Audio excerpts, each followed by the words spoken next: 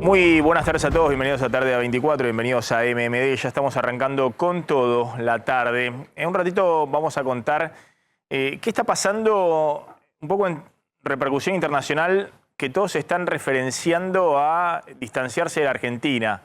No solamente estamos hablando de sectores más de derecha, como en España, que hablan del fracaso, del peronismo y de la Argentina, sino también, ojo, Lula en Brasil, que vamos a contar qué está pasando en Brasil con las encuestas y demás, pero está enviando el mensaje claro al establishment económico, a los empresarios, que no quiere ser Argentina.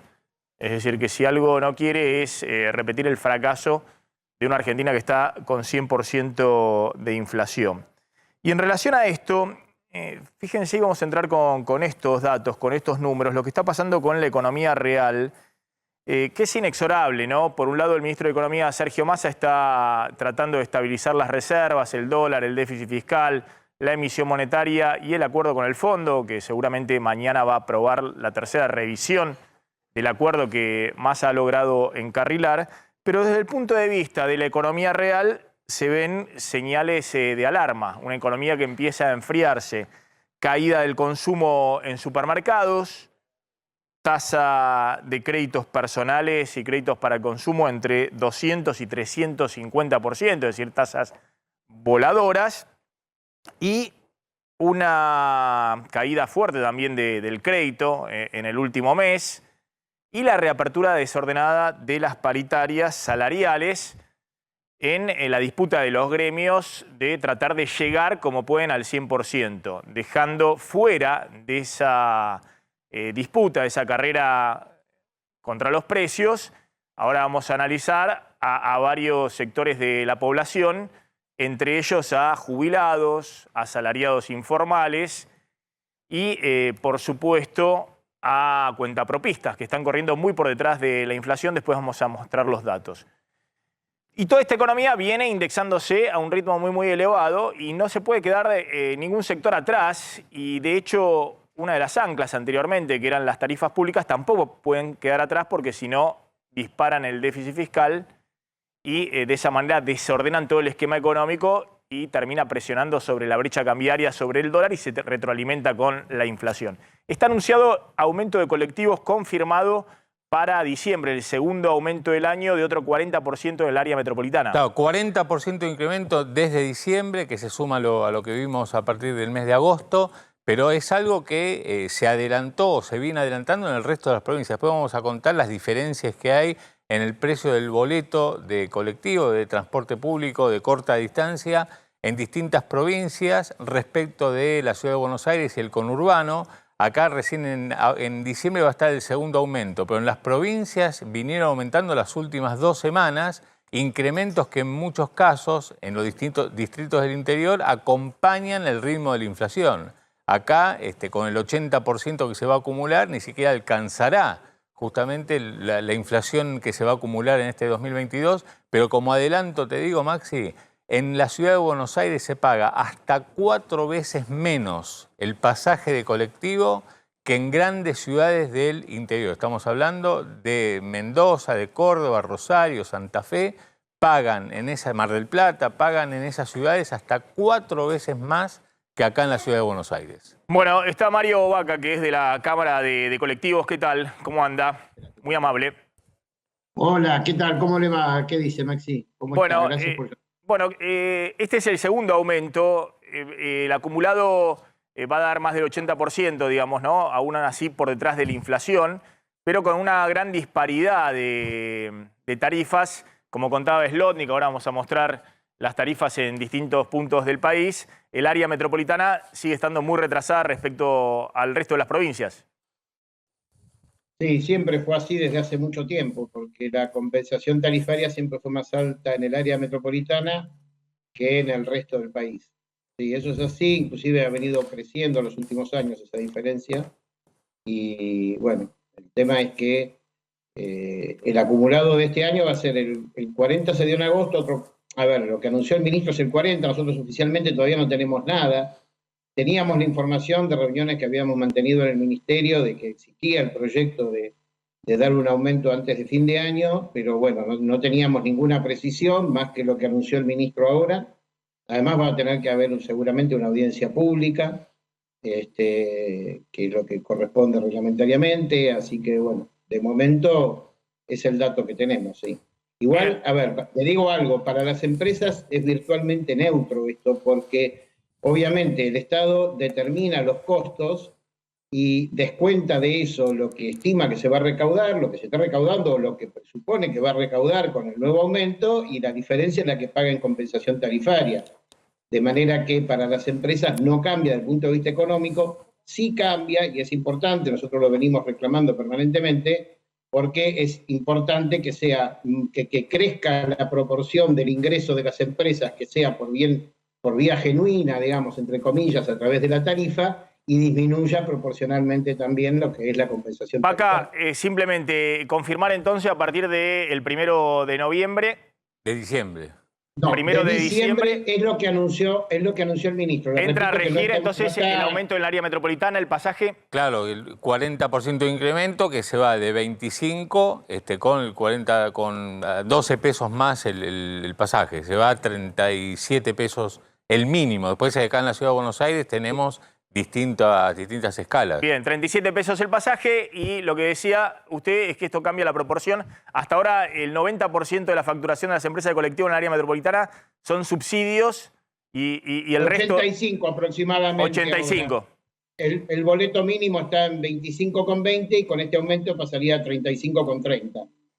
Perfecto. El boleto real, cuando uno descuenta todos los beneficios que hay por atributos sociales, jubilados, estudiantes, discapacitados, combatientes de Malvinas, etcétera, toda la gente que tiene el boleto subsidiado, el boleto medio real hoy, si uno divide la recaudación por la cantidad de pasajeros, es 19 pesos. Y con este aumento se iría a 26, más allá de que los valores nominales son los que les dije antes, ¿no? Vaca, gracias, muy amable, como siempre. No, al contrario, gracias a ustedes. De la Cámara de Transporte de Colectivos. Bueno, como les decía, hay una carrera, hay una economía real que empieza a enfriarse y una carrera desordenada por tratar de acercarse a la inflación.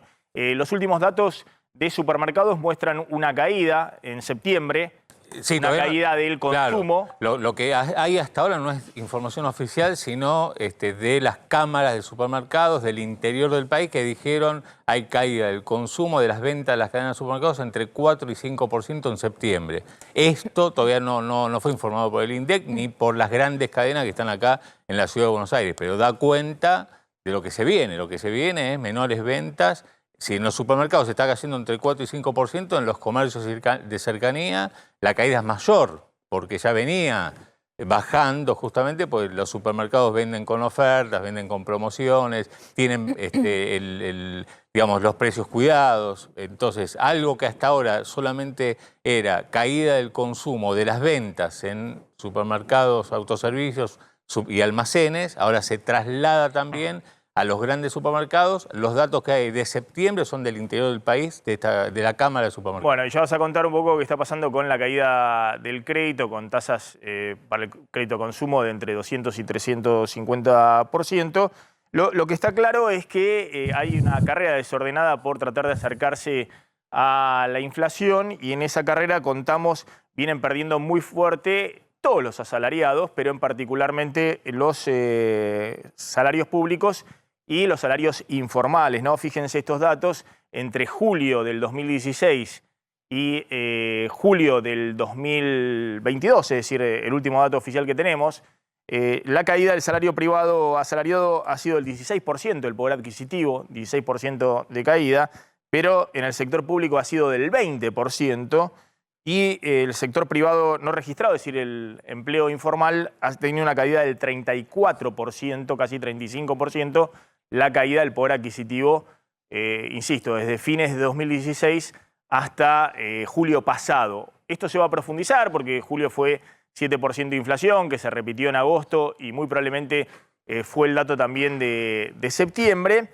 Y se ha reabierto una discusión salarial en la cual algunos gremios tratan de pelearle ahí alrededor del 100%, pero está claro que más de 4 millones de trabajadores informales, uno ve la cantidad de trabajadores que hay en la Argentina. Hay más de 4 millones de trabajadores informales, no van a poder alcanzar y van a seguir perdiendo poder de compra. También estamos hablando de 4 millones de trabajadores en cuenta propia, es decir, si sumamos informales y cuenta propista, estamos hablando de más de 9 millones de trabajadores y solo pueden más o menos pelearle el universo de trabajadores registrados en blanco de los salarios de gremios más fuertes. Los jubilados también quedan atrás. Andrea Falcone, gracias como siempre por venir.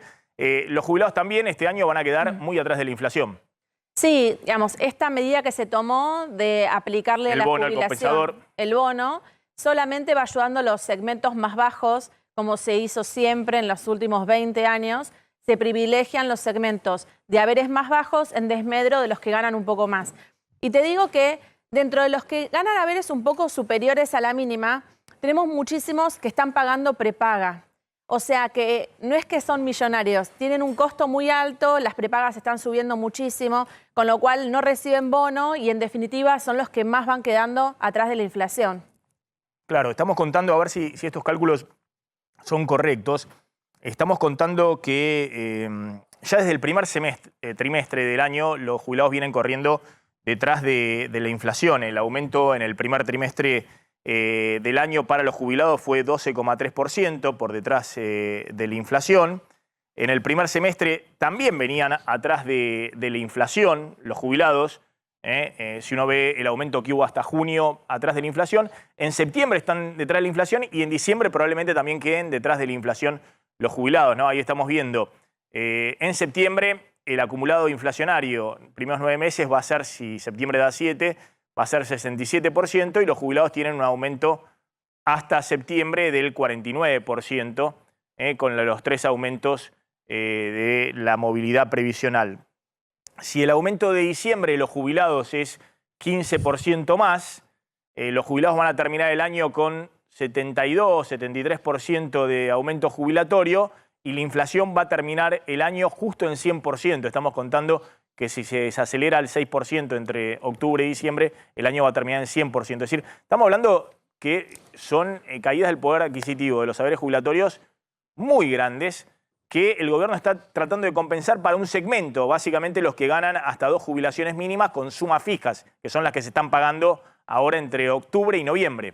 Sí, de hecho, Maxi, lo que pasó con la canasta básica es una referencia. Hasta mediados de año, la canasta básica eran 2 jubilaciones mínimas y media.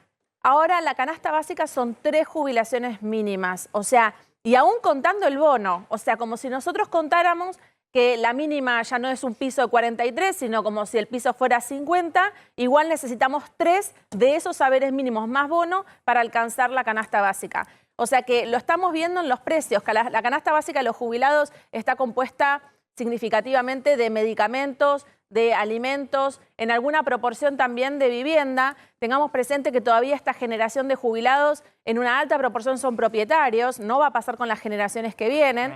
Y yo creo que toda esta situación nos empieza a poner de mira al futuro para las generaciones que seguimos. Andrea, te propongo que volvamos en un ratito para ver un poquito del universo, cómo está el universo de jubilados. Y también esto que decíamos, en este ritmo inflacionario y los jubilados con la fórmula de movilidad previsional corriendo por ahora casi 20 puntos abajo de la inflación y a fin de año tal vez más abajo todavía, si la inflación da 100 y el aumento de jubilación es 73, 74, estamos hablando de más de 25 puntos abajo de la inflación, si el gobierno en diciembre no va a tener que extender este bono compensador, por lo menos para la jubilación mínima. Cambio de tema, atención, mucho revuelo político por lo que sucedió en el radicalismo, el desafío de Manes a Mauricio Macri. Siguen los cruces. ¿Qué busca Manes al desafiar tan fuertemente a Mauricio Macri? Un Macri que ha también reaparecido en escena con un mensaje fuerte desde España, Pablo. Sí, es así. Habló Mauricio Macri de una sociedad que está mediocrizada hace ya 70 años, habló, ¿no? Entonces, este Mauricio Macri que viene redoblado, que redobla la apuesta. Y un Manes que trata de enfilar como un lado B dentro de Juntos por el Cambio. Porque, ¿cuál es el análisis? ¿Querés que lo veamos a Macri en dale, España? Si lo tenemos, dale, sí, vamos claro. adelante. Mucha tristeza. Y que digo país, quiero decirles que claramente debe ser la sociedad más fracasada de los últimos 70 años, pues la única que era entre las 5 más ricas y hoy estamos llegando a niveles del 50% de pobreza en muchas regiones del país. Y eso es mucho dolor, mucha tristeza. Mucha gente angustiada, desesperanzada, no entendiendo el porqué. Pero yo creo realmente que está pasando algo distinto en la Argentina.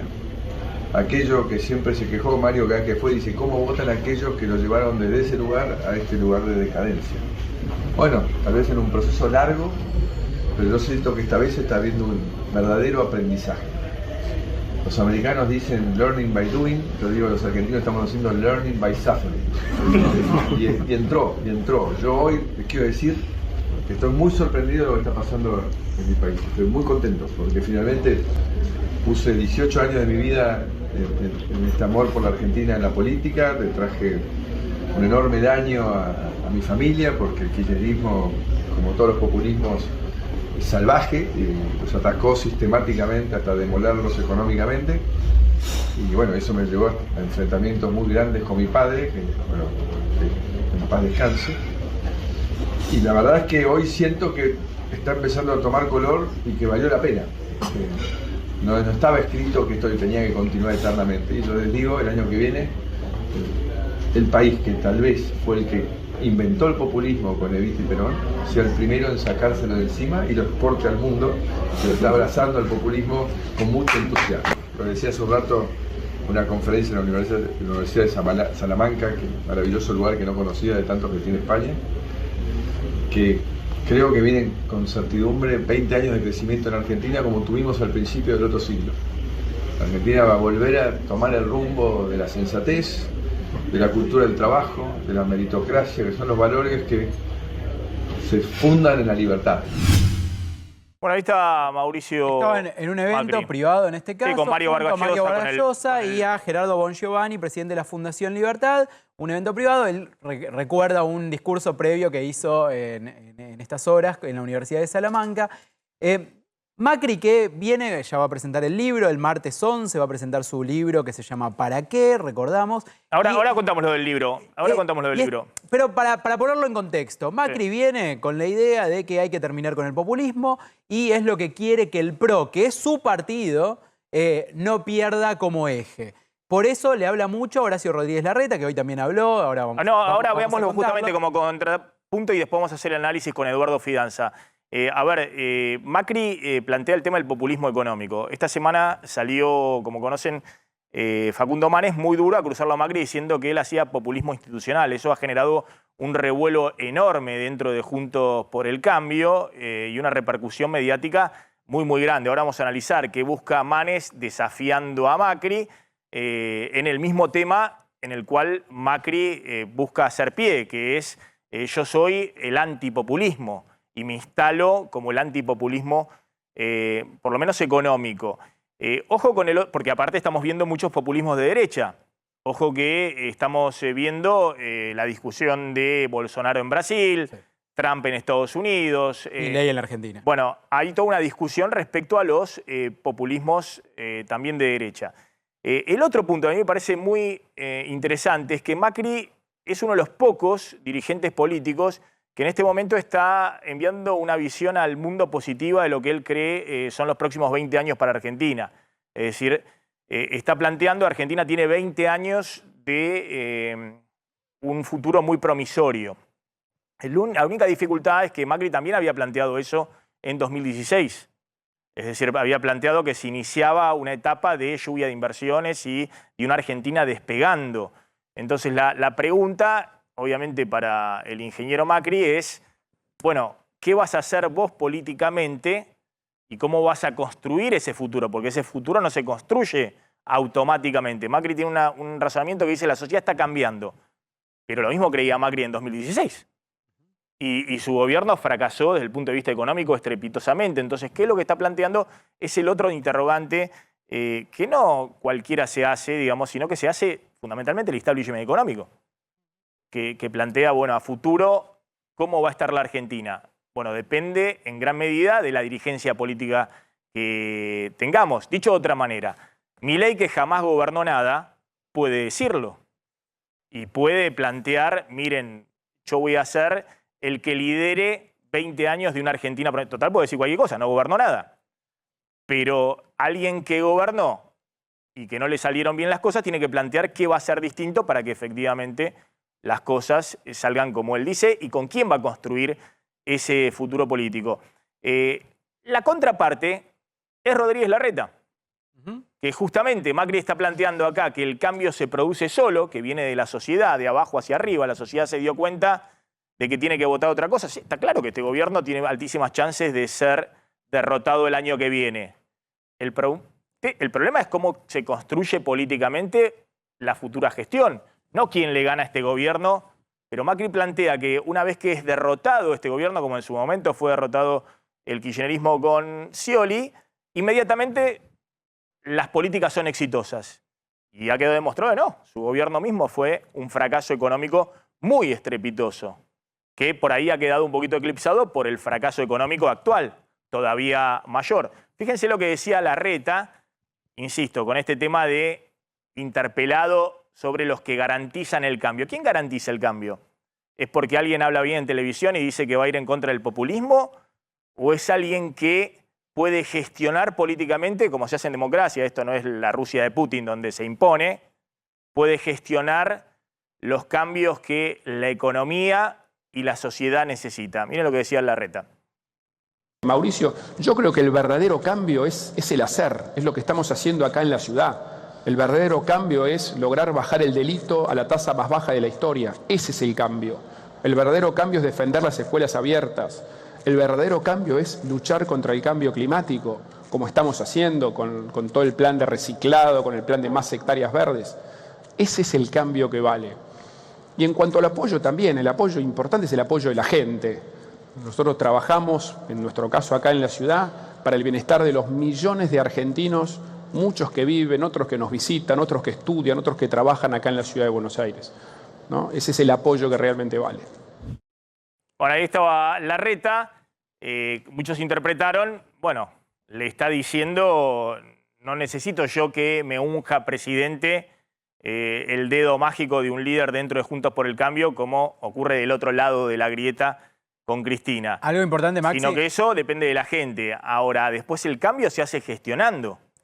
No se hace porque ganes una elección. Algo importante, Maxi, nos quedamos fuera del corte. Sean quienes sean los candidatos, plantea Larreta, va a decidir la gente. O sea, lo que está diciendo es, a ver, yo voy a jugar y voy a ser candidato y me voy a enfrentar en las PASO a quien sea. Ese es el planteo de Horacio Rodríguez Larreta, que recordamos, dentro del PRO tiene hoy, te diría 3/4 adversarios, porque la tiene Patricia Bullrich, la tiene María Eugenia Vidal, que no se sabe, dice que va a ser candidata a presidente también, y a un Macri que no sabemos a qué va a jugar, si va a jugar como gran elector dentro de la interna del PRO o si va a ser el mismo candidato a presidente. Y un agregado respecto a lo que vos decías, porque es algo que vienen repitiendo en el entorno de Mauricio Macri, lo viene diciendo él en privado, el escenario es distinto al de 2015, porque el que sea presidente dentro de Juntos por el Cambio, si se dan como se está dando en las encuestas hoy, va a tener probablemente una mayoría o casi una mayoría en el Congreso, algo que Juntos por el Cambio no tuvo Cambiemos era en ese momento, en 2015 siempre tuvo que gobernar desde una minoría. Si hoy se dieran los resultados electorales que se están planteando en las encuestas, hoy, que son una foto, ¿no? El escenario en el Congreso para Juntos por el Cambio va a ser muy distinto al que tuvo que enfrentar Macri en 2015. Está Eduardo Fidanza. Eduardo, gracias por atendernos, muy amable. Hola Maxi, buenas tardes, ¿qué tal? Una pregunta muy concreta te hago. ¿A quién desafía Manes cuando interpela tan duramente a Macri y cuando critica tan duramente a Macri con el tema del populismo institucional? Mira, yo lo que creo es que esto hay que verlo en perspectiva.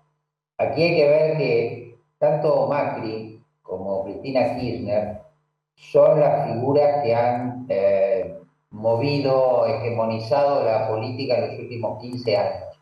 Ellos mantienen mucha visibilidad mediática y, por cierto, son políticos muy hábiles, han gobernado. El punto es, como yo dije alguna vez, ellos tienen capacidad táctica, pero tienen impotencia estratégica. ¿Qué quiere decir? Que ya no rigen las condiciones de cuando ellos tenían el liderazgo indiscutido. Entonces, lo que estamos asistiendo en Juntos por el Cambio es a un desafío a la figura de Macri, un desafío a su liderazgo. Lo vemos en Manes, pero también lo vemos en Rodríguez Larreta. Y no lo vemos en el oficialismo porque tal vez no buceamos, pero la centralidad de Massa también puede significar un cuestionamiento para Cristina Kirchner. Entonces estamos en una transición de liderazgos que tendría que haber empezado en 2019 y que por diversas circunstancias se postergó, pero eso es lo que yo creo el trasfondo tanto de lo de Manes como de lo de Rodríguez Larreta, ¿no?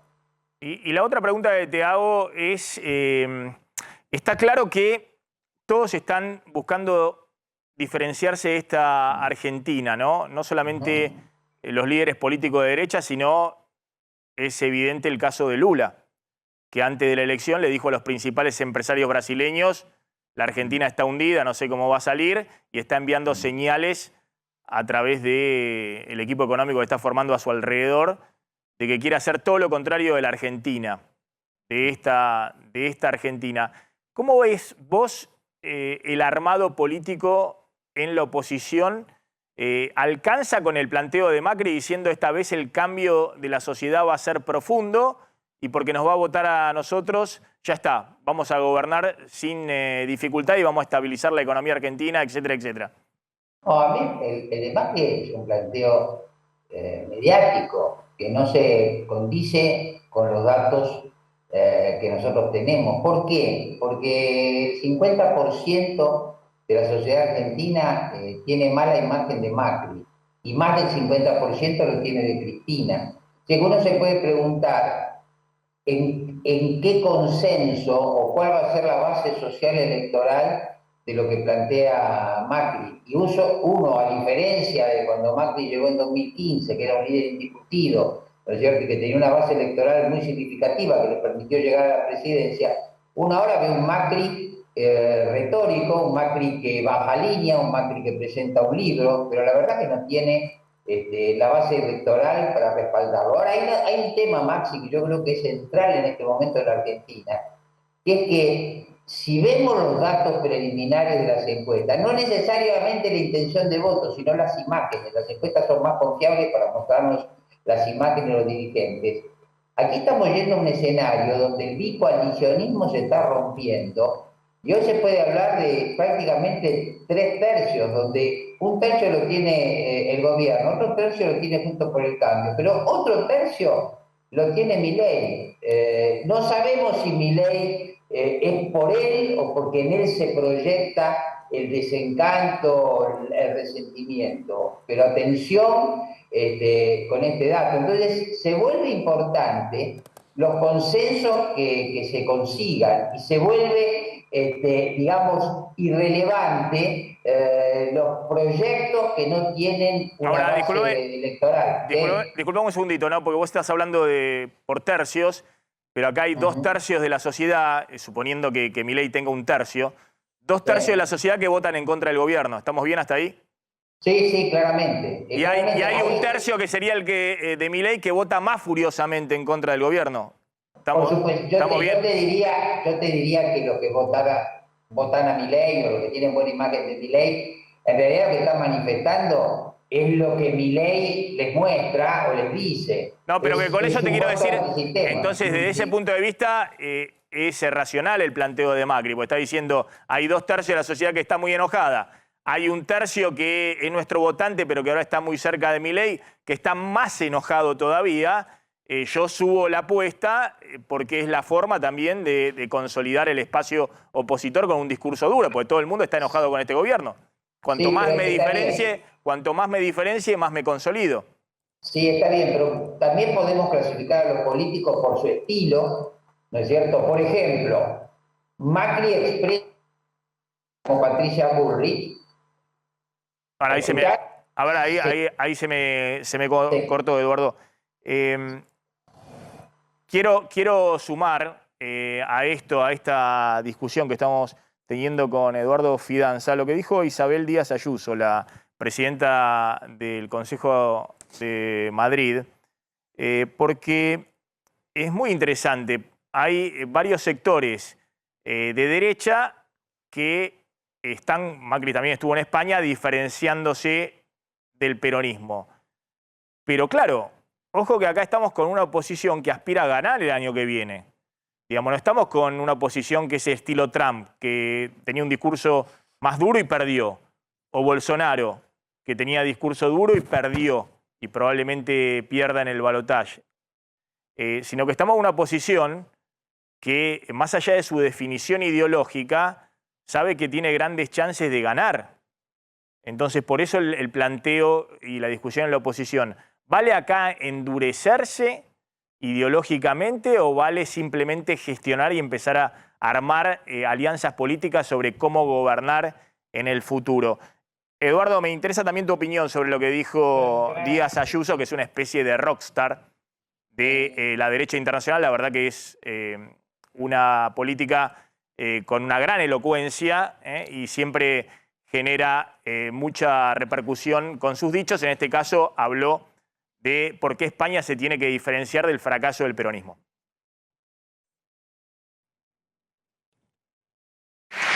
Nos va a llevar a la ruina. Y no es el gobierno de las mayorías y mucho menos el gobierno de la gente real. Es el gobierno que primero crea la pobreza para luego crear dependencia del Estado. Es populismo fiscal.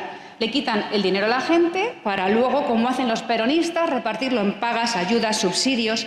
Pero le tengo que decir que la pequeña empresa española no aguanta más, que no pueden hacer frente a tantos gastos de producción, que él quiere ser libre, quiere tener sus proyectos, quiere tomar sus decisiones. Y por eso en las pasadas elecciones el sur de la Comunidad de Madrid, que se pensaban que era suyo, se tiñó de azul. ¿Y sabe lo que vamos a hacer de aquí en adelante? Demostrar a su gente que no se está peor por ser del sur, sino por haber estado durante tantos años como en Andalucía en manos de sus políticas económicas, sociales y fiscales. Y por cierto, la pregunta es si no es casualidad que donde gobierna el PSOE siempre todo va a peor. Afortunadamente en España ya nadie cree al gobierno de Pedro Sánchez. ¿Dijo lo del peronismo?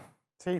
Ah, no lo escuché, lo había visto en YouTube, pero no. El motor económico de España, además lo tuiteó, no solamente lo dijo. No, pero por eso yo lo había visto, pero no estaba en el corte. Dijo, ¿cómo hacen los peronistas? Le sacan dinero a la gente para luego poner... No, pero lo dijo dos veces. Una vez dijo al principio que distribuyen los peronistas y después dijo lo del motor económico de los peronistas. Vuelvo al tema del posicionamiento de Juntos por el Cambio.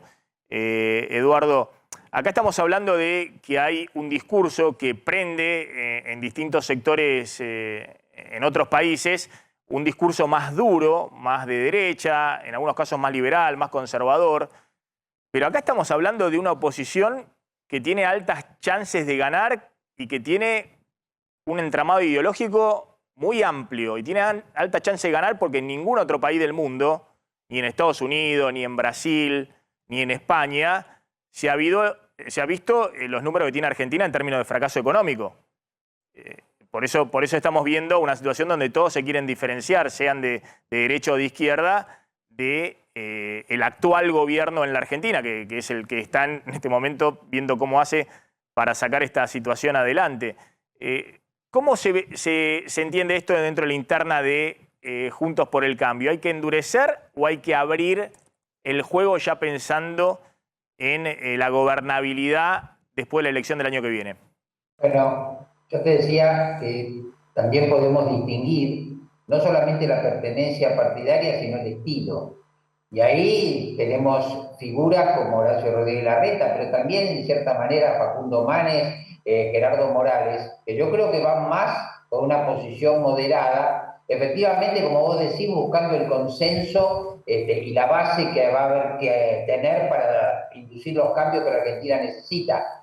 Macri y Patricia Bullrich están teniendo una competencia muy fuerte de Milei, porque la construcción de Milei empieza su caudal electoral por robarle votos a lo que podríamos llamar el ala dura de PRO, y también está consiguiendo votos en la base del conurbano de Cristina Kirchner. Pero entonces esa competencia obliga a Macri y a Patricia Bullrich a elevar el nivel, ¿no es cierto?, y a volverse más duros, porque en realidad ellos compiten no tanto en este momento con el gobierno, sino con la figura de Javier Milei, ¿entendés? Entonces yo creo que eso explica. Pero por otro lado, Rodríguez Larreta expresa la necesidad de mayor consenso. Y ahí hay que ver los radicales. Los radicales, por otro lado, y eso lo expresa Manes, han quedado resentidos por el papel que han tenido durante el gobierno de Macri, sobre todo porque Macri, de una manera muy inconveniente, atacó a uno de los próceres del radicalismo, a Hipólito Yrigoyen, y una vez más dijo que Hipólito Yrigoyen era un populista. Entonces, le costará escuchar que él también es populista, pero antes dijo eso de una de las figuras claves en la historia de la Unión Cívica Radical. Por eso te digo, hay que ver, yo creo que Macri está levantando la apuesta, pero no tiene una base electoral consistente como para pensar que él puede tener una proyección presidencial. Ahora recalculó Macri, está diciendo que el inicio del populismo se dio en el año 45 con Perón y Evita, ¿no? Lo corre para acá para no perjudicar o no generar ruido con sus socios políticos, con los radicales. Sumo a esto la presentación del libro de Macri. Sí, una presentación de un libro donde Macri va a exponer sus principales los lineamientos de lo que tiene que ser el futuro gobierno de Juntos por el Cambio, y de alguna manera lo que se interpreta es que va a ser una marcada de cancha para Horacio Rodríguez Larreta. Recordamos que Macri cuando ¿El libro se llama? ¿Para qué se llama? O sea, ¿para qué queremos gobernar? ¿Para qué queremos volver al poder? Ahí podemos ver la tapa. Recordamos que cuando Macri habla en off y con sus dirigentes cercanos sobre los que son los dos principales candidatos del PRO, que son Horacio Rodríguez Larreta y Patricia Bullrich, siempre menciona que Patricia Bullrich, según su mirada, tiene el coraje para emprender los cambios que la Argentina necesita, pero lo que no tiene son los equipos. Y contrariamente a Horacio Rodríguez Larreta, lo que le plantea es que tiene los equipos y es un buen conductor y un buen jefe de gobierno, pero quizás lo que le falta es el coraje para emprender los cambios que se necesita. En esa línea es donde muchos especulan, bueno, el único que tiene las dos cosas es Mauricio Macri, pero claro, a Macri lo que le estarían faltando son los votos, por ahora, porque ve con entusiasmo que va creciendo en las encuestas. Bueno, este es el lineamiento político de Mauricio Macri en su para qué, donde busca fortalecer, insisto, al PRO, que es el partido político que él hizo crecer, que él fundó y que quiere que vuelva a ser gobierno. Si va a ser el candidato o no va a ser el candidato, todavía hay incógnitas. En su entorno aseguran que no, que él está trabajando para fortalecer a los candidatos que hoy tiene el PRO, incluyendo también a María Eugenia Vidal. Lanzó hace poco su escuela de intendentes, también con esta misma línea, esto de para qué tienen que gobernar. Bueno, es un primer puntapié que da Mauricio Macri para contar cómo él ve el futuro de la Argentina. No sabemos si siendo candidato o no siendo candidato, y después habrá otra contienda que es con el radicalismo, de lo que vamos a hablar más tarde. Eduardo, te hago brevemente la última. Claramente, cuando Macri sacó segundo tiempo, todos se preguntaron ¿para qué? Incluso algunos que decían, ministros de Macri en ese momento, que decían si llegábamos a ganar en el 2019, ¿para qué? ¿Y cómo lo hacíamos? Y no quiero mencionarlo, porque en otros momentos lo he dicho, pero no quiero mencionarlo ahora en medio de la interna, quiénes son, porque se genera después la interna sobre la interna. Pero todo el mundo sabe en la política quiénes eran los que le decían a Macri ¿para qué? Bueno, Macri ahora, habrá que leer el libro, saca el libro y dice ¿para qué?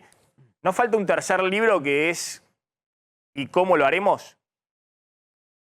Sí, por cierto, estamos además en una fase de pre-campaña donde todavía los precandidatos no enfrentan las preguntas más precisas sobre cómo van a hacer las cosas. Por ahora estamos en la fase de las generalidades, pero de acá a unos meses cada uno de los candidatos va a tener que especificar bien, porque a ver, Maxi, creo que hay un consenso técnico profesional de que la Argentina tiene que tener parámetros de macroeconomía razonables que conviertan a este país en un país más, en un mundo donde el 95% de los países tienen parámetros razonables, y eso va a haber que explicarlo. Y lo que pasa es que Macri cree que él se equivocó al no hacer un ajuste severo del gasto público en su momento. Y eso va a depender de las condiciones políticas, va a depender del consenso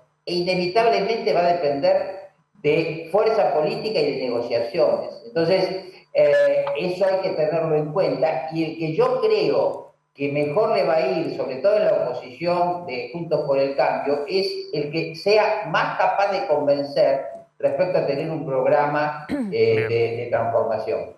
Sí, claramente, insistimos, porque hay un escenario económico en el cual, si no fuera un gobierno peronista, que tiene a la CGT, a la CTA, a los movimientos sociales, todos disciplinados, obviamente todos los que están negociando hoy en los despachos del oficialismo estarían en la calle. Y muy probablemente con 100% de inflación van a estar en la calle a partir del 11 de diciembre del 2023, si hay un nuevo gobierno, es decir, si la oposición es gobierno a partir de la próxima elección. Y eso plantea todo un desafío de gobernabilidad, pero también plantea todo un problema enorme de cómo transitamos el año largo que falta, ¿no? Que es algo que obviamente tiene su principal responsabilidad en el actual gobierno, pero también en toda la dirigencia política. Sí, Eduardo. Una cosa más y termino. Ojo que la gestión de Massa, más allá de los límites que tiene, lo que muestra es que aún un gobierno que ha sido populista en lo económico empieza a reflexionar sobre los límites de ese populismo, porque la manifestación mayor es la inflación. Entonces, este problema el gobierno lo enfrenta empezando a entender cuáles son las raíces de la inflación. Es un avance, a pesar de que Massa consiga objetivos moderados. ¿Por qué? Porque muestra ese consenso que no es solamente técnico profesional, sino que es también social. La gente se empieza a dar cuenta, ¿no es cierto?, que con esta macroeconomía es imposible progresar. Y creo que vamos en camino a 2024 con mayor razonabilidad en el plano económico. Para eso se necesita consenso y resolver algo que es en qué medida la oposición no peronista va a contar con un peronismo racional para que este país asegure la gobernabilidad. Eduardo, gracias, muy amable como siempre. No, al contrario, gracias a vos. Muy interesante. Miren estas tasas de interés, que son tasas voladoras, ¿no? Hemos vuelto a las tasas voladoras, que obviamente tienen que ver también con la política del Banco Central, tratando de llevar la tasa de interés por delante de la inflación, la tasa de interés de referencia, que actualmente está en 75% nominal anual. Eso da 107 efectivo anual, si uno renueva capital e intereses del plazo fijo todos los meses, y que va a volver a subir a partir del viernes de la semana próxima, cuando se conozca el dato de inflación de septiembre, que si da 7%, el Banco Central va a volver a subir todavía más la tasa de interés. Del otro lado, se disparan las tasas de interés para los créditos, pero es el efecto buscado. Es decir, lo que está buscando el Banco Central es que los ahorristas se queden en pesos en plazo fijo en el banco, no corran el dólar, y que el dinero que tienen depositado los bancos no lo presten barato a los deudores, o a empresas o a particulares, porque eso puede presionar o sobre los bienes, generando más inflación, o directamente sobre la brecha cambiaria, porque alguien toma financiamiento barato, no suelta los dólares que tiene, si tiene algunos ahorrados en el colchón, y prefiere financiarse con pesos baratos y correr con el excedente de pesos a la brecha cambiaria. Pero bueno, estamos ya con tasas de interés que van a golpear muy fuertemente por aquellos que no tienen dólares en el colchón, que están endeudados, que se financiaban con el Ahora 12, con la tarjeta de crédito, con un crédito personal, para llegar a fin de mes. Fíjense lo que son estas tasas. Son tasas, efectivamente, como se hablaba en los 80, tasas voladoras. Bueno, son tasas de interés justamente que se incrementaron mes tras mes de la mano de lo que hizo el Banco Central. Fíjate, este es el costo financiero total, de manera tal de poder comparar qué es lo que en realidad hay que pagar de bolsillo, de los préstamos personales. Cuando los bancos mandan, por ejemplo, un mail a sus clientes ofreciéndole determinado préstamo en función de, por ejemplo, alguien que está en blanco de sus ingresos mensuales, bueno, el costo en los bancos líderes arrancan en el 215%. Estamos hablando de una inflación del 100% para este año. Bueno, los préstamos personales, que son los préstamos para el consumo, que son hasta 36 cuotas, tienen un costo anual del 215% y hasta prácticamente el 300%. Estamos hablando de bancos líderes de primera línea. Fíjate lo que pasa en los bancos de segunda línea, bancos medianos, bancos chicos, algunos provinciales, que tienen costos, el costo financiero total, de hasta 355%. O sea, prácticamente multiplican por 4 la inflación anual. Esto ocurre con los créditos para el consumo. Imagínate a alguien que tiene que pagar cuotas para comprarse una heladera, está pagando estos, o para refaccionar la casa, porque no hay créditos hipotecarios, paga estos costos. Aquellas tasas de interés reguladas, como por ejemplo la de las tarjetas de crédito, que el Banco Central justamente mueve junto a la tasa de las LELIQ, de los plazos fijos, tienen hoy en día un costo financiero total del 132%, que está por debajo de lo que vale un crédito personal. O sea, conclusión, hoy conviene más, si el banco te da oxígeno, espacio para patear adelante el saldo de la tarjeta de crédito, financiarse con la tarjeta antes que con un crédito personal. Pero ¿qué es lo que pasa? Como al revés de lo que ocurría normalmente, claro, anualmente, normalmente, antes de esta suba de tasas muy fuerte que ha habido a partir de julio, convenía tomar un préstamo en el propio banco y pagar la tarjeta de crédito, no estar pagando el mínimo del resumen de la tarjeta de crédito, porque las tasas de interés de la tarjeta eran muy, muy elevadas. Bueno, hoy te conviene financiarse con el mínimo de la tarjeta de crédito en vez de tomar un crédito, porque todos los créditos que te ofrecen, incluso bancos de primera línea,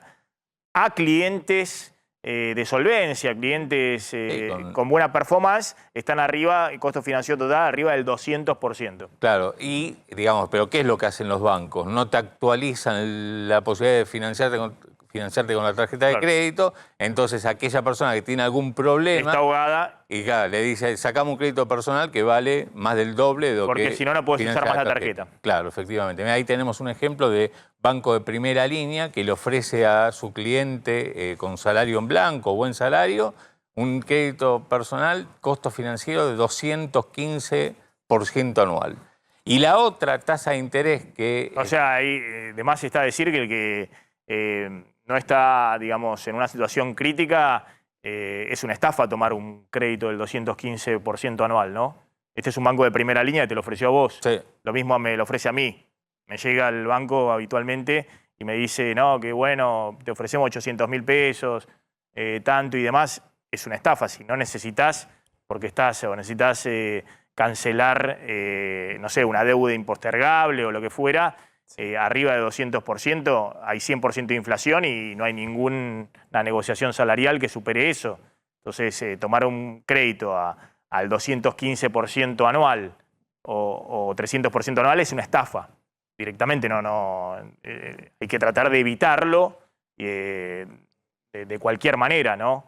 Y también hay que tratar de evitar el pago en cuotas con tasa de interés, porque muchas veces esconden estas tasas de interés, ya sean los supermercados, que también están volando las tasas de supermercados, porque la gente ve la cuota nominal y no ve la tasa de interés, y estamos hablando de tasa de interés del 300%. No, claro. El costo financiero total del 300%. Bueno, y por último, otra de las tasas reguladas es el de la hora 12, que en su momento tenía un costo cero o bien por debajo de la inflación, y hoy en día acompaña la inflación. Fíjate, 12 cuotas de la hora 12, costo financiero total del 102%, y de la hora 24 del 116% anual, con lo cual, bueno, ahora está transparentado el costo financiero justamente. Esos igualmente son el crédito más barato que hay, que es el de la hora 12. Todo el resto que está por fuera de la hora 12, que son tasas del 100%, pero todo el resto son tasas muy superiores. Y la hora 12, la hora 24. Es el más barato. No, claro, estamos hablando, claro, está bien, Andrea, la aclaración. Hay créditos de ANSES específicamente para jubilados, ¿con qué tasas están? 35 final.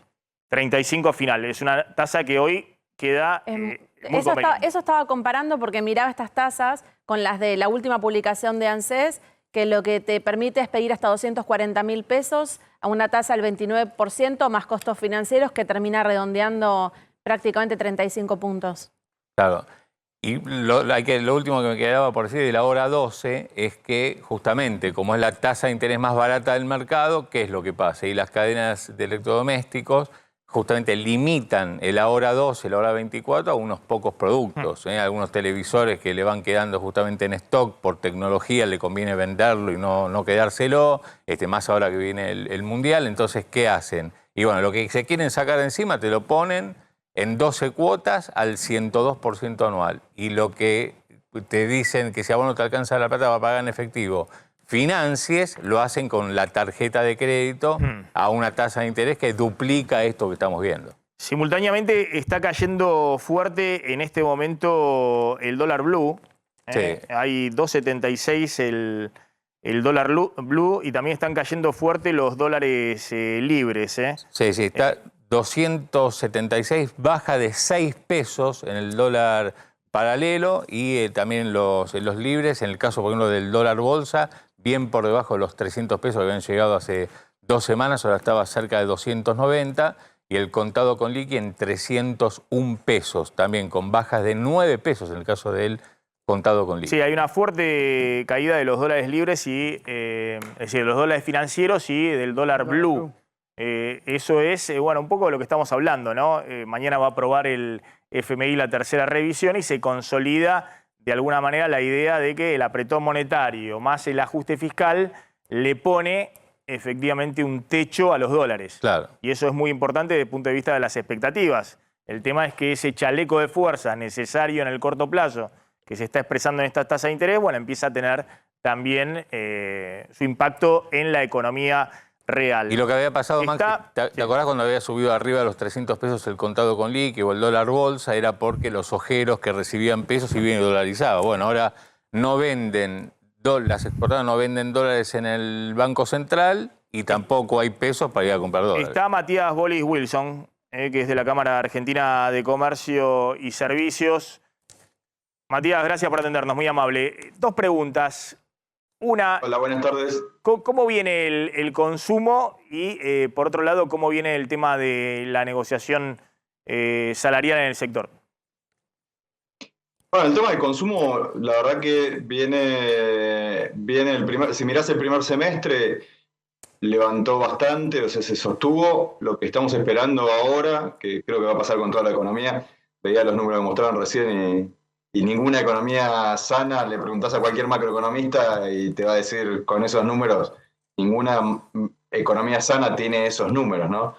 Yo creo que el consumo va a ir buscando un amesetamiento en el segundo semestre, quizás caiga un poquito. Pero también tenés el efecto de la inflación que hace que la gente tienda a desprenderse de los pesos, ¿no? Un poco los que no tienen refugio tratan de consumir. Y por otro lado me preguntabas del tema de las paritarias. Bueno, el tema de las paritarias hubo una revisión ahora en agosto y hubo un adelantamiento de lo que tendría que haber sido el 10,5% de aumento en enero. Se adelantó para agosto y va a haber otro aumento en noviembre. Así que ahí estás, por lo menos en lo que es comercio, depende un poco de qué pase con la inflación, ¿no? Pero siguiendo las expectativas privadas, vas a estar empatado un poquito por encima de la inflación, pero te diría más cerca de estar empatado.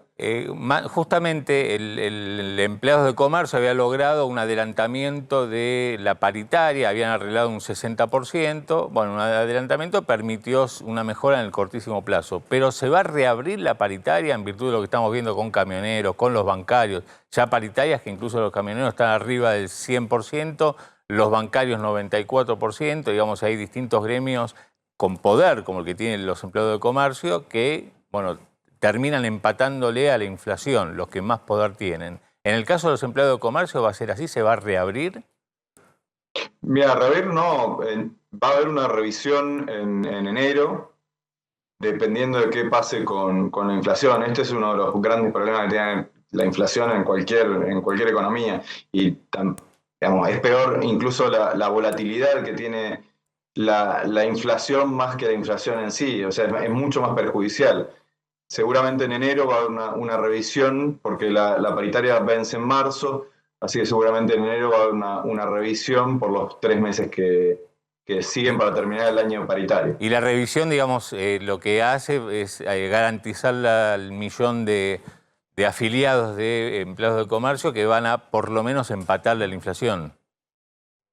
Bueno, eso depende de cómo se lleva adelante la negociación paritaria y depende de qué pase con los números de inflación, que hoy estamos hablando de números bastante altos y empieza a estabilizarse en un nivel de 6,5%, 6%, 6,5% te diría.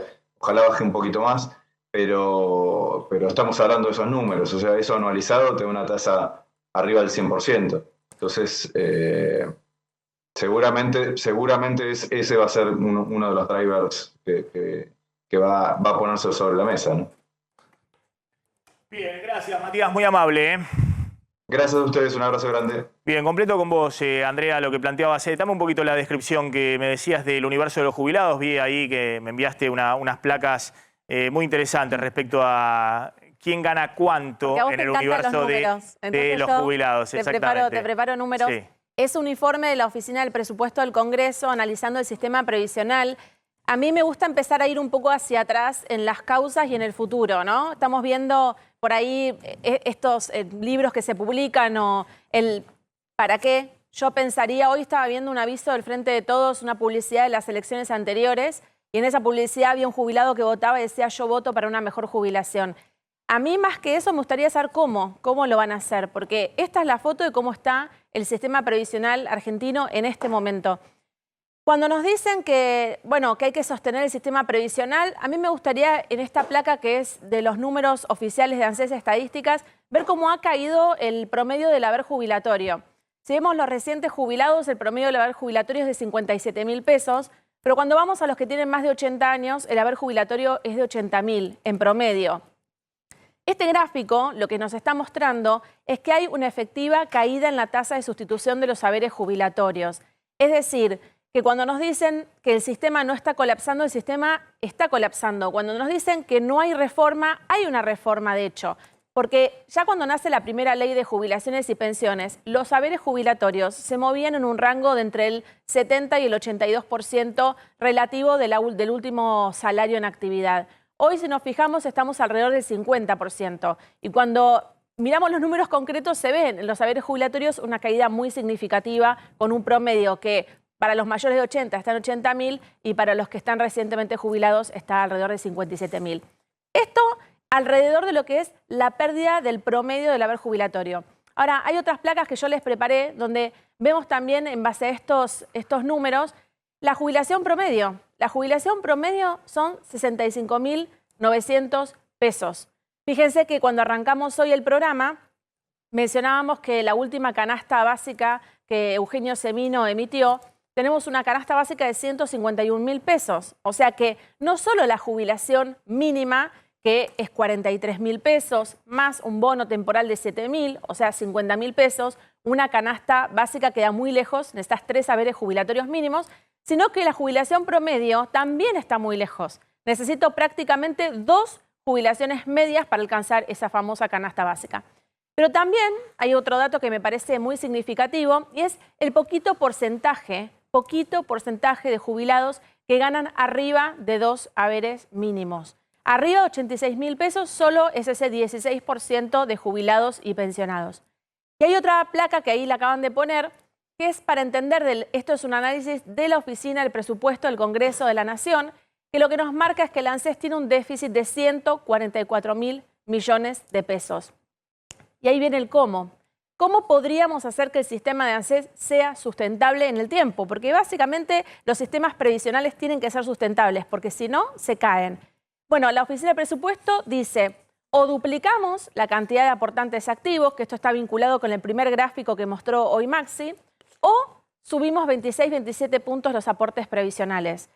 Las dos cosas hoy son impracticables en la Argentina, Maxi. Bueno, ojo con lo que estás contando, ¿no? Porque es muy interesante la radiografía, ¿no te parece, Claudio? Sí, claro. Muy interesante esa radiografía de lo que es el universo de los jubilados. Sí, jubilados que van justamente a perder o pueden llegar a perder este año y salvo que logren tener un crédito barato o quienes pueden acceder al crédito barato del ANSES, bueno, no van a poder. Claro, pero Andrea está planteando algo más de fondo.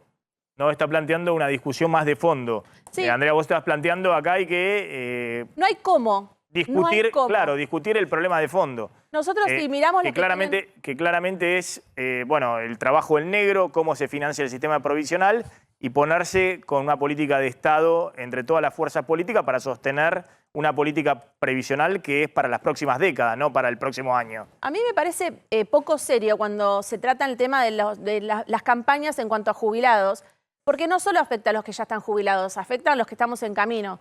Entonces yo me pregunto cómo puede ser que Europa, que todavía tiene sistemas que no están tan desfinanciados, trabaja sobre reformas periódicas para que el sistema se pueda sostener. Y acá tenemos un desmadre, porque si vemos los números y que tengo un 50% de déficit, es decir, necesito 2 pesos para pagar y tengo 1. Pero además podemos ver la carrera histórica de los fondos del ANSES. Hasta hace unos años, 2015, la ANSES tenía 24 meses ahorrados para el pago de prestaciones. Hoy tiene 4. Entonces, el haber está afectado, el gasto es deficitario mensualmente y además también está muy complicado el fondo de garantía. Bueno, Andrea, gracias, muy amable, como siempre. Agregame otro datito económico, Claudio. Bueno, que tiene que ver con algo ligado a lo que mencionábamos antes, que son las subas de la tasa de interés que están bien por arriba de la inflación. Y esto, en la economía real, lo que se nota es una caída en la cantidad de préstamos o de créditos que toman las empresas y también las personas, digamos. Está cayendo el crédito, que como vos decías, es un efecto buscado, pero bueno, hoy lo que está haciendo es castigar justamente al sector privado. Fíjate, los préstamos en pesos, ahí vamos con las placas, cayeron 4,7% en septiembre respecto de agosto. O sea, esta suba de tasa de interés que estamos viendo se está ya notando y muy fuerte en la economía. Si vos comparás el acumulado de los primeros 9 meses, la cantidad de créditos que dieron los bancos a la gente y a las empresas cayó en términos reales, esto es descontada la inflación, 13,2%. O sea, hay una fuerte contracción de la cantidad de créditos que dan los bancos a las empresas y al público en general que sea para el consumo. Son datos oficiales, ¿eh? Cuando ves los préstamos a las empresas, es una caída solamente en las empresas 6,6% de septiembre contra agosto.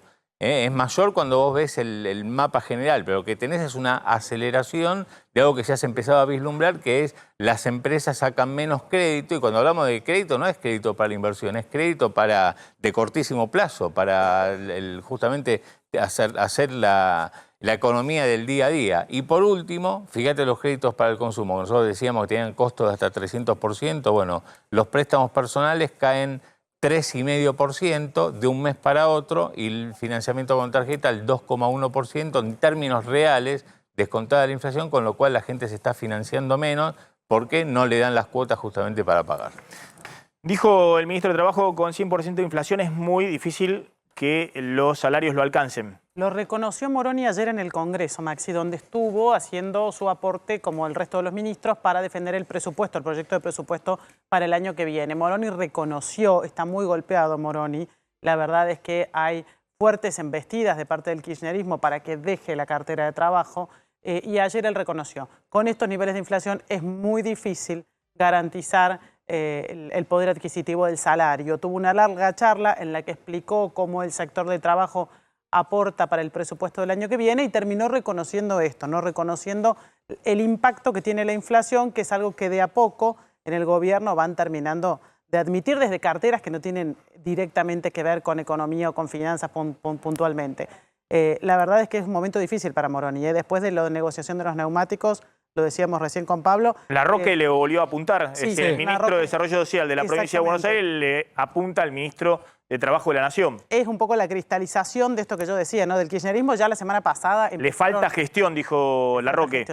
Empezaron la semana pasada las versiones por abajo, muy subterráneas, que empezaron a circular en Casa Rosada, de que Moroni tenía que pedir la renuncia, y desde el kirchnerismo, sin ponerlo en boca de nadie tan reconocido como Larroque, empezaron estas versiones subterráneas a que tenía que irse antes de que se cerrara el acuerdo con el sindicato de los neumáticos. Bueno, después descansó unos días y ahora volvió la embestida, porque la verdad es que la interna dentro del Frente de Todos, Maxi, está que arde, aunque no parezca, aunque esté un poquito más disimulada, pero de nuevo hay una interna entre, digamos, en la que se atacan las tres patas dentro del Frente de Todos, ¿no? Desde el cristinismo o el kirchnerismo más duro hacia Alberto Fernández. Alberto Fernández también lanza algunos misiles que no nos enteramos tan por arriba, pero intenta defender sus posturas o atacar algunos sectores, y en el medio queda atrapado Sergio Massa, que está ahí entre los dos. No, el acuerdo básico alrededor de la política económica y de Sergio Massa como ministro de Economía ha ordenado, obviamente, el tablero político, que era totalmente insostenible. Caótico. Hasta julio pasado, ¿no? Massa asume en agosto. Ahora, esto no se vio nunca en el peronismo. ¿Ustedes se imaginan en su momento con Kirchner o con Menem que un ministro del mismo signo político de la provincia de Buenos Aires critique a un ministro nacional? Es decir, había internas feroces, pero feroces en la época de Menem, en la época de Kirchner, pero eran todas subterránea, porque sabía que el que levantaba la cabeza criticando públicamente al otro, Menem o Kirchner, se la cortaba. La verdad que habla un poquito de lo que hemos visto en estos 2 años y medio largos del Frente de Todos, que es la falta de liderazgo, básicamente del presidente, que no ha tenido la posibilidad de liderar su gestión. Básicamente ese ha sido el problema. Y hoy, sí, la líder del espacio que va por otro lado también, ¿no? O sea, que no es la primera vez que pasa. El presidente no ha podido liderar la gestión política. Está Diego Cañete en el móvil. Diego, ¿cómo estás? Así es, Maxi, ¿qué tal? ¿Cómo estás? Buenas tardes. Acá estamos en este comercio de cercanía. Siempre consultamos permanentemente a Marta con esta variación y estos aumentos de precios que hay constantes semana a semana. Y esta vez nos convoca el aceite. Marta, ¿cómo estás? Buenas tardes. Buenas tardes. Sí, la verdad que hubo un incremento bastante alto con el aceite, el azúcar. Esos precios fueron altísimos. Así que bueno, y los lácteos también en general aumentaron todo. El aceite, vamos a arrancar por el aceite que recién me comentabas. En estos últimos 15 días, Maxi, te cuento, casi un 100% aumentaron. Un 100%, sí, sí. Aparte de los aceites de primeras marcas, de oliva y aceites también de maíz, aumentaron muchísimo. Sí, ¿y stock? ¿Hay alguna molinera o aceitera que no esté entregando el producto? Sí, de las primeras marcas sí no están entregando. Hay solamente un producto de primeras marcas entregan. Después el resto no entregan. Bien, bueno, ese es uno de los problemas que está viendo con este producto, con el aceite. El litro de aceite, Maxi, está rondando hoy alrededor de los 1.000 pesos. Y de las primeras marcas, arriba de los 1.200, 1.300 pesos, la botella de 1,5 litros. La de medio litro está en los 500, 600 pesos. Y esta botellita chiquita de aceite de oliva de 250 está 1.400 pesos. Así está el problema que están teniendo estos autoservicios con la venta y con el abastecimiento del aceite. Exacto, sí, sí. La verdad que no están entregando aceite. Hace como ya 15 días que redujeron toda la cantidad de aceite y están entregando como racionado, porque entregan una caja o media caja, o si no, te incrementan otros productos para que vos le compres una caja de aceite. Una caja. Una caja de aceite. ¿Y trae cuántas botellas? 12 botellas. Pero para un autoservicio no alcanza. Marta, simplemente no alcanza. una pregunta. Aparte se hace cada una semana y en la semana, bueno, ya se agotan los productos. Ahí te dijo, ahí le estamos poniendo. Una pregunta, ¿hay alguna si respuesta de cómo van a resolver este tema del aceite? ¿Qué está pasando? No, al contrario. Ya acá comentábamos que los aceites en los últimos 15 días aumentaron en 2 oportunidades. Los fabricantes a las grandes cadenas de supermercados. Ahora cuando la señora va al mayorista, y bueno, le puede ocurrir que... ¿Y cuál es la causa de un aumento tan fuerte? No, y sobre todo en el aceite del girasol, el tema de la guerra en Ucrania disparó el precio del girasol y lo que hizo fue que haya escasez a nivel internacional. Entonces lo que hay de parte de las aceiteras locales es incrementar el precio. Lo que pasa es que, claro, con la dinámica que tiene la inflación argentina, que aumenta, digamos, 2, 3 veces incluso del aceite en el mismo mes. Sí, Marta, simplemente el consumo se está retrayendo, digamos, hay una disminución del consumo o no, la gente sigue convalidando esos precios. Bueno, el consumo del aceite disminuyó en gran manera porque bueno, la gente ya prácticamente no está consumiendo de primeras marcas, ¿no? De segundas marcas. Y también no entregan las distribuidoras de primeras marcas. Hace bastante que hay una marca que no la entregan y bueno, eso no está, seguramente que en Capital no se distribuye. No tan solo en mi local, sino que mis colegas también me comentan que a ellos tampoco les llega ese producto. Y además, bueno, el incremento que hubo en esta semana, así que bueno, es un 35, un 30% y así va paulatinamente Bien. aumentando ese producto. Bien. Marta, y lo que hablamos, Es un producto de primera necesidad. Y lo que hablamos siempre, el comportamiento del consumidor es comprar apenas cobra el sueldo a principio de mes lo que necesita para todo el mes, pues sabe que si no hay un 7%, depende de alimentos más, 8% de aumento a lo largo del mes. Exacto, sí. Bueno, la gente, bueno, la verdad que no tiene suficiente dinero como para estoquear, ¿no? Hoy en día compra lo suficiente y si la gente ve un precio más económico, digamos, a lo que ven, porque la gente camina también, bueno, se lleva un producto o dos productos como para el mes. Pero bueno, de todas maneras, la gente, bueno, la verdad que se raciona también con todo porque es en general, ¿no? Toda la canasta básica que aumentó, fueron incrementos muy grandes, tanto como en el azúcar, en otras galletitas y demás de la canasta básica. Así que bueno, también no llegan. A los 15 días llegan con cierta cantidad de productos, de dinero, pero más que eso ya no pueden comprar. Bien. Marta, gracias. Adiós, Maxi, no por nada. Gracias, Diego Cañete, muy amable. Vamos a ir a la tanda. Cuando volvemos vamos a seguir tirando la cuerda de lo que está pasando con el escenario político y también hay información sobre la causa del atentado de Cristina y dos datitos claves económicos que se van a conocer en los próximos días, los tiene Claudio Slotnick.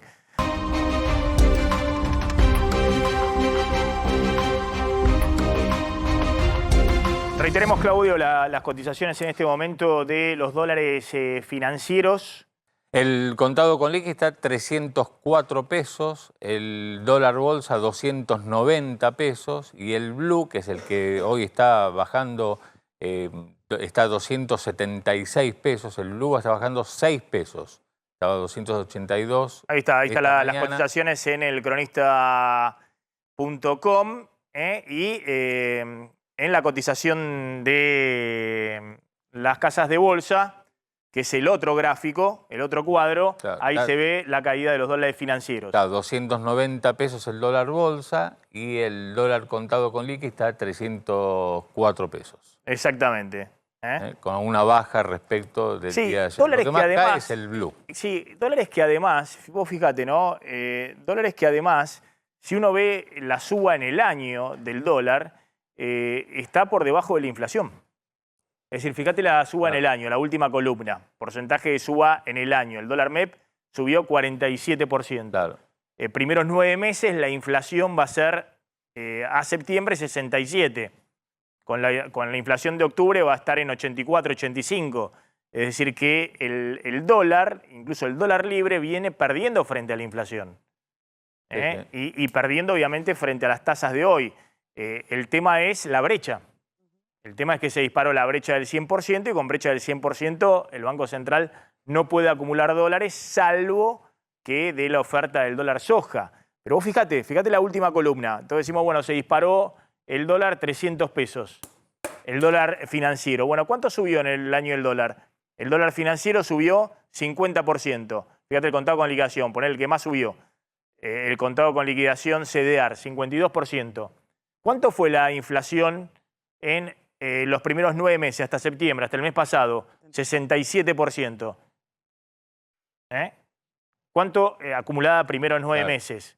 ¿Se entiende? Sí, claro. Entonces, bueno, está claro que estos dólares están bien adelantados.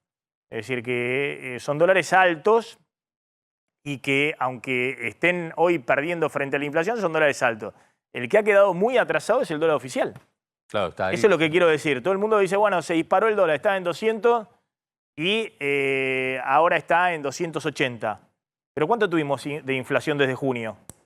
Tuvimos más de 25% de inflación desde junio. Claro, fíjate, el oficial subió 45% en el año y la inflación también estuvo bien por arriba de ese 45%. No, por eso ese es el problema que hay. Sí, y claro. eso que se acomodó. Muy Que atrasado. ahora lo están llevando más rápido y eso a le pesar de dispara eso. todavía más los precios de alimentos. Sí. El dólar oficial en el último año subió 40%, últimos 12 meses.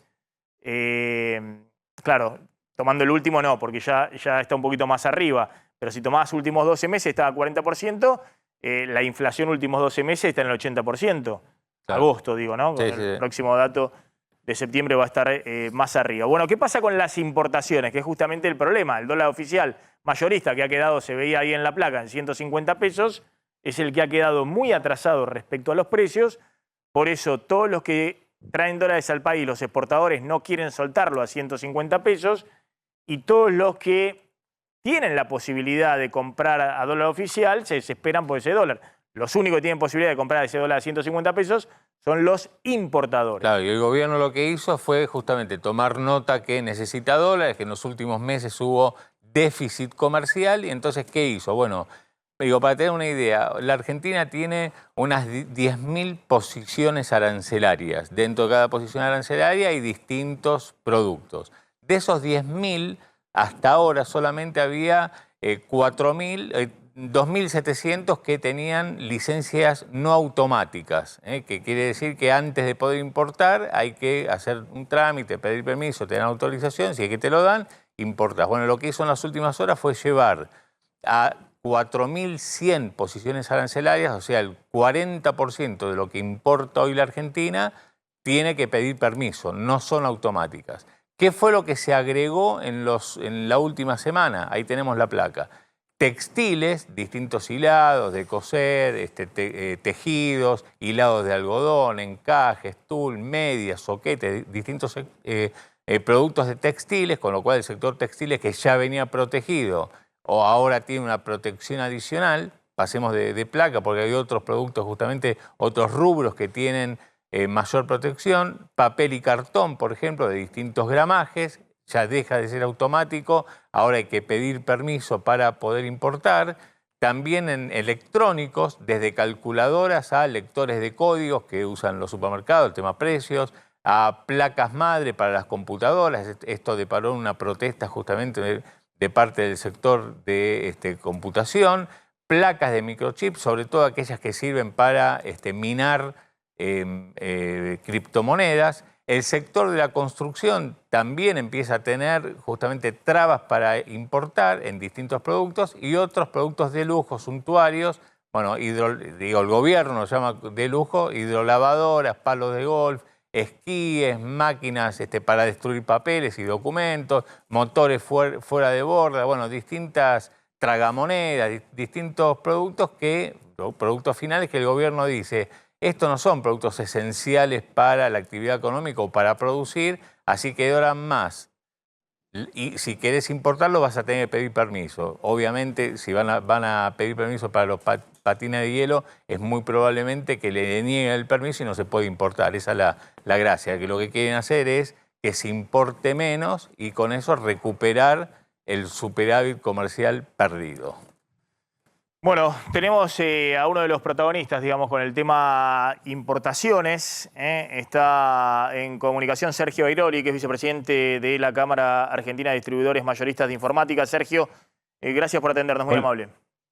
Hola, ¿qué tal? Buenas tardes. Bueno, ¿cómo está el sector y sobre todo, digamos, el impacto que tiene el sector sobre otras empresas que utilizan equipos informáticos? Bueno, mira, en principio lo que estaría bueno aclarar que el gobierno está instrumentando un nuevo formato, si bien, como ustedes decían, muchas de las posiciones que manejamos en el tema de tecnología han pasado a tener licencia no automática, con lo cual el trámite de gestión va a ser un poquito más complejo. Lo otro que en algún momento mencionaron fue como que qué es esencial y qué no. Y nosotros consideramos, y lo vimos en la pandemia, que la tecnología, entre comillas, podamos llamarle, se notó que era un elemento esencial, desde las notebooks, las printers, los routers, la infraestructura. Entonces, si bien nuestros productos ya había una buena parte, ahora evidentemente hay más posiciones que van a requerir permiso. Por nuestra parte en la Cámara, en CADMI, estamos armando un trabajo, una presentación para explicar un poquito el valor agregado que toda nuestra Cámara y todo lo que es la tecnología da y lo transversal que es a las demás industrias. Entonces yo creo que si bien va a haber una regulación y un control, lo que pensamos es que va a haber como una sintonía más fina. Si ustedes se fijan en las normativas que se está hablando y que está dando vuelta, va a haber un poco también el TRAS, le llaman, una trazabilidad sobre, digamos, la calidad del importador, pero la calidad en el sentido del riesgo, ¿no? Y bueno, por nuestra parte, en la CADMI son importadores de hace más de 20 años, varios somos fabricantes local, a través de ensamblado y de componentes y demás, y abastecemos a toda una larga cadena directa a nivel de negocio de tecnología, unas 10.000 pymes. Con lo cual, la idea es ir haciendo reuniones, pedir reuniones para explicar lo importante de nuestra industria, ¿verdad? El otro planteo es esto del radar de importaciones, digamos, el tema de que pasan muchas posiciones a licencias no automáticas, Correcto. es decir, que requieren una autorización de la Secretaría de Industria, pero al mismo tiempo se va a dar cierta certidumbre de que una vez que esté aprobada la CIMI, bueno, va a ver cuál va a ser el plazo, si va a ser, no sé, 180 días, si va a ser 90 días, en qué momento el Banco Central va a liberar los dólares oficiales para que el importador pueda realizar la importación. ¿Eso creen que le agrega algo de certidumbre al operatorio y de esa manera puede también estabilizar un poco el mercado? Pues muchos están ante la incertidumbre de no saber en el futuro cuándo van a tener los dólares y obviamente empiezan a remarcarse precios muy arriba del dólar oficial. Yo creo que, Maxi, eso apunta a esto que ustedes decían de que los importadores por ahí aceleran las compras, ¿no? Por miedo a una posible devaluación, sí, por miedo bueno, a un corte del ingreso de productos, a lo que sea. Yo creo que lo que se está comentando es que al pedir la nueva CIMI, no sé si tendrá el mismo nombre u otro, lo que creo que se está buscando, creo que hay que ponerle fecha cierta de pago. Yo creo que ahí sí va a haber que trabajar en función de lo que se plantee, que 180 días, como pasó con las notebooks, es muy difícil para toda la industria. Probablemente, en todo caso, haya que segmentar y está claro que vamos a necesitar un plazo más corto. Todo lo que son componentes y demás para la producción local requieren tiempos más cortos porque no tenemos capacidad crediticia con nuestros proveedores para un número de esa magnitud que se va a generar si el pago se hace demasiado o cercano a los 180 días. Bien.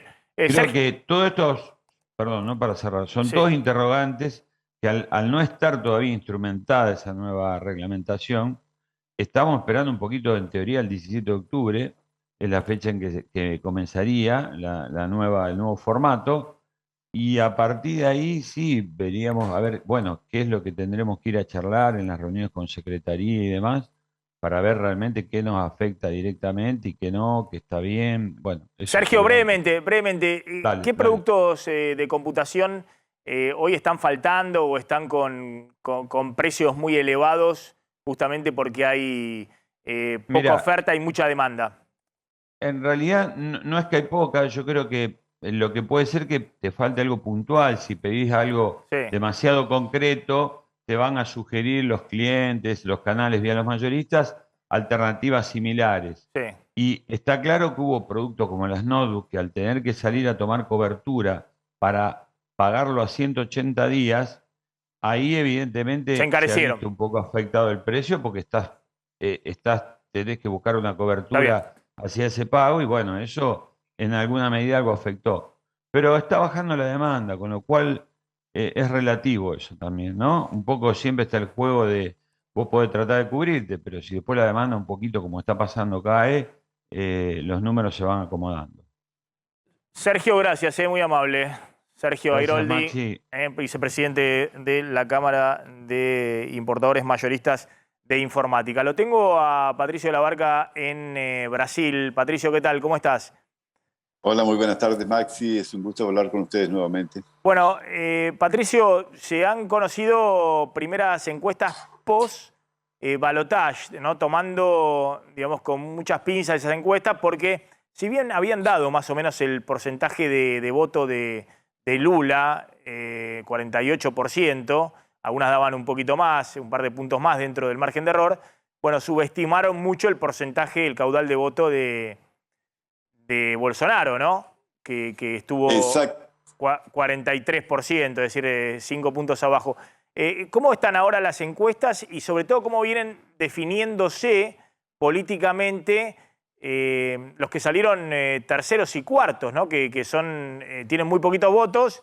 Creo que estamos hablando de 8 puntos en total, o 7 puntos, pero bueno, son fundamentales en un balotaje tan cerrado. Exactamente. En estos momentos, claro, los dos candidatos corren atrás de estas alianzas. Los dos consiguieron muy buenas alianzas, principalmente Lula da Silva, quien obtuvo el parecer del PDT, que es el partido de Ciro Gómez, que se inclinó por Lula da Silva sin mencionarlo, es decir, algo muy extraño lo que ocurre con Ciro, que lo fustigó duramente durante los debates, diciendo que no andaría del lado de un ladrón, y después su partido resuelve apoyar a Lula da Silva para ir contra Jair Bolsonaro. También consiguió los votos, por lo menos. Ciro Gómez había sacado 3,5 puntos. 3%. 3%. O sea, en este momento... Sí. Y la otra, la que es más importante, es Simone Tebet, que yendo contra el partido, ella se inclinó también por Lula da Silva, pero le está haciendo unas exigencias que tal vez no consiga Lula da Silva cumplir, una serie de proyectos sociales, además de no romper el techo de gastos, es decir, la ley de responsabilidad fiscal, lo que ya Lula anticipó, dijo que no podíamos continuar, no podía continuar el gobierno, la economía, no sujetándose a un límite de gasto, es decir, él propone gastar más de lo que se produce y Simone Tebet ya le dijo que no. Ahora, curiosamente, en ese partido, el MDB, que está muy dividido, Michel Temer le dio el apoyo a Jair Bolsonaro, y es un hombre que fue vicepresidente de la República, después presidente en la época en que fue el impeachment de Dilma Rousseff.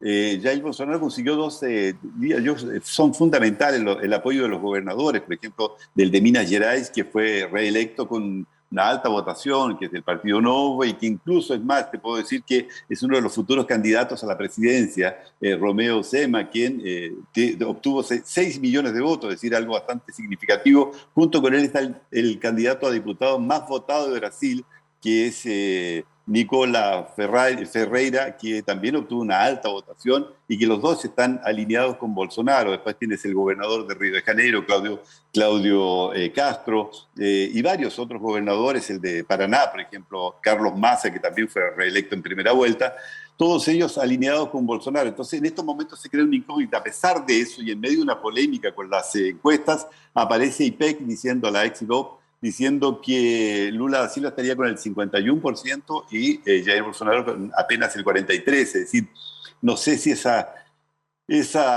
encuesta es tan fidedigna, y también, como tú sabes, están siendo investigadas por la Policía Federal, en la Cámara de Diputados hay una CPI, una Comisión Parlamentaria de Inquérito, y también Augusto Aras, que es el procurador, mandó a hacer una investigación muy seria con respecto a la inducción que podrían haber tenido las encuestas. Ahora, o el trabajo que hicieron. Patricio, ¿Sí? La proyección más allá de las encuestas es lo típico, digamos, cuando hay un balotaje, bueno, ver los candidatos cómo se definen, ¿no?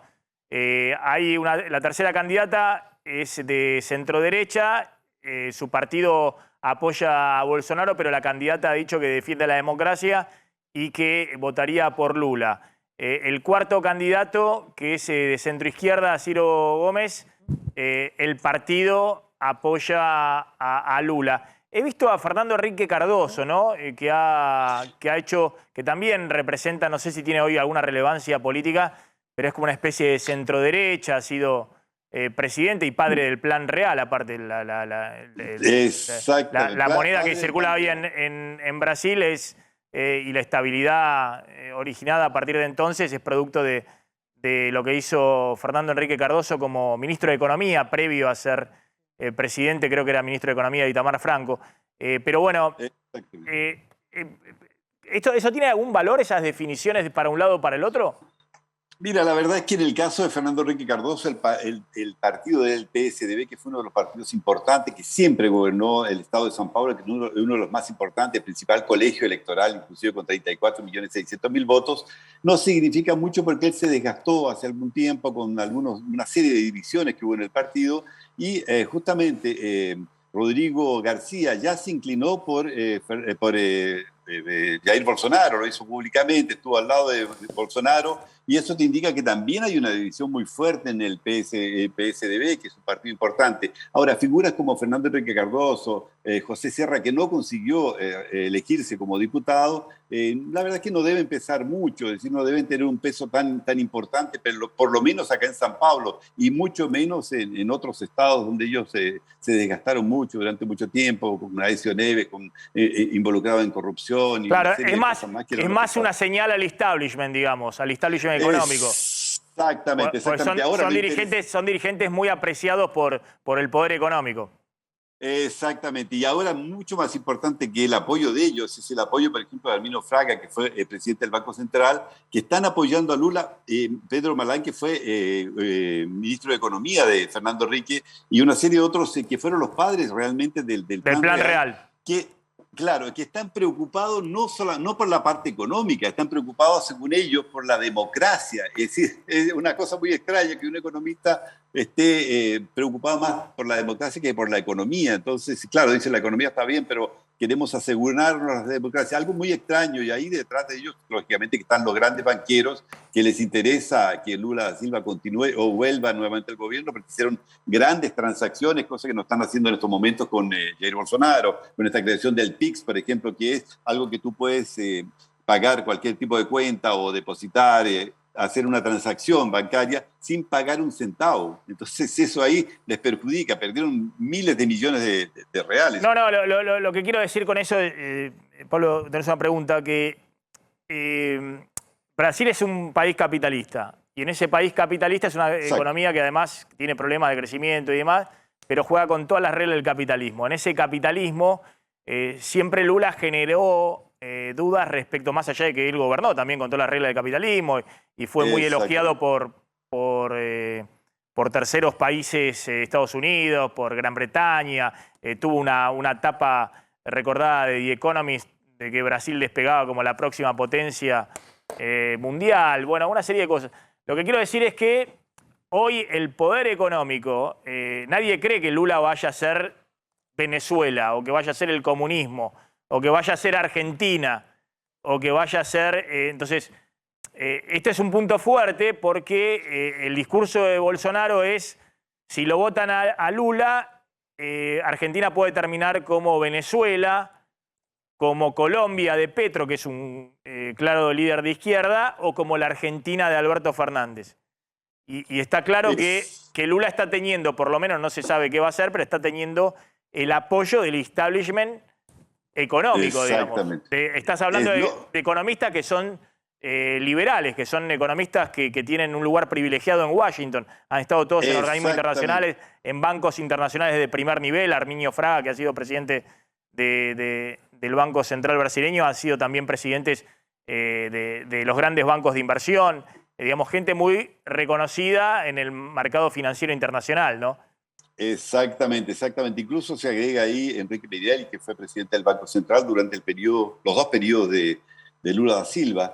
Pero ahí hay un aspecto un poco mayor, que diría que también él cuenta con el apoyo del Poder Judicial entero prácticamente, Lula da Silva. Es decir, en estos momentos hay 11 ministros de la Corte Suprema, de los cuales 8 obedecen a Lula da Silva, que fueron colocados por Dilma Rousseff y él, y tiene la posibilidad de colocar otros dos. Es decir, estaríamos comparando lo que hizo, por ejemplo, Chávez en Venezuela, que cambió totalmente el Poder Judicial y colocó en la cabeza ahí personas de su lado, es decir, personas que lo siguen. Acá yo creo que Lula no va a tener posibilidades de hacer cualquier cosa porque el Parlamento va a estar contra. Claro, lo que dicen, aparte los mercados han reaccionado positivamente porque dicen tampoco es que Lula va a tener demasiada relevancia desde el punto de vista, porque va a tener que negociar absolutamente más de lo que negoció cuando él fue presidente en un Congreso con un peso fuerte de los sectores que responden a Bolsonaro y de otras fuerzas políticas. Brevemente, Pablo. Patricio, más allá de... Pablo Vinokur te saluda. Más allá de la superestructura, que es todo lo que estamos hablando ahora, ¿qué pasa con aquellos votantes, por ejemplo, que no fueron a votar? ¿Qué pasa con los que son antisistema? ¿Pueden llegar a inclinar la balanza? Porque estamos viendo siempre el universo del 100% de los que votaron positivamente en esta elección. ¿Qué pasa con todo el resto? Bueno, exactamente, es una preocupación de los dos candidatos de poder conquistar los votos de esas personas que no concurrieron, de los ausentes, que son 33 millones de personas que no estuvieron presentes. Y segundo, hay 4 millones de personas que votaron nulo o blanco. Entonces, claro, los dos tienen un proyecto de correr detrás de esos votos, es decir, porque son votos importantísimos y pueden inclusive inclinar la balanza para uno u otro lado, ¿no? ¿Había alguna duda en algún momento? ¿Los que no fueron a votar pueden votar en esta elección? Pueden, claro, efectivamente pueden votar. Lo que pasa es que ellos justificaron y ahora podrían hacerlo sin ningún problema. Patricio, gracias, muy amable como siempre.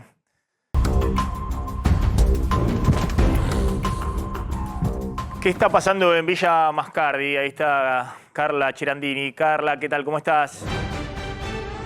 Hola Maxi, ¿cómo andás? Bueno, te cuento, por ahora el tránsito sigue estando asistido, o sea que hay demoras, incluso porque bueno, está el comando, como siempre, desde hace unos días, presente en el lugar. Recordemos que ayer aproximadamente, nos cuentan algunas fuentes, que a las 19:30 fueron trasladadas estas 4 mujeres, destino final el aeropuerto de Ezeiza, en Buenos Aires.